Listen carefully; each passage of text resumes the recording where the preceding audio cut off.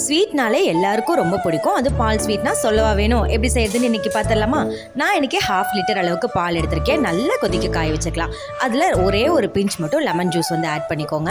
லைட்டாக தெளிச்சு விட்டால் கூட போதும். பால் வந்து 1/4 லிட்டர் ஆனதுக்கப்புறமா 6லேருந்து 7 ஸ்பூன் அளவுக்கு சுகர் சேர்த்துக்கலாம். நல்லா திக்கானதுக்கப்புறமா 1.5 ஸ்பூன் அளவுக்கு நெய் வந்து ஆட் பண்ணிக்கோங்க. நல்லா கெட்டியானதுக்கப்புறமா ஒரு பிளேட்டில் வந்து ட்ரான்ஸ்ஃபர் பண்ணிக்கலாம்.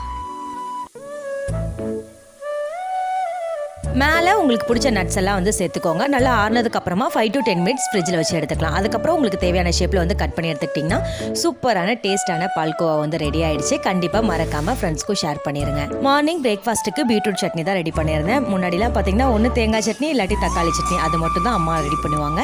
இப்போ தான் நமக்கு தான் இருக்கே யூடியூப், அதெல்லாம் பார்த்துட்டு டிஃப்ரெண்ட் சட்னிலாம் வந்து ரெடி பண்ணிடுறது. வீடியோ பிடிச்சிருந்தா மறக்காமல் லைக் பண்ணிவிட்டு நம்மளோட சேனலை சப்ஸ்கிரைப் பண்ணிடுங்க.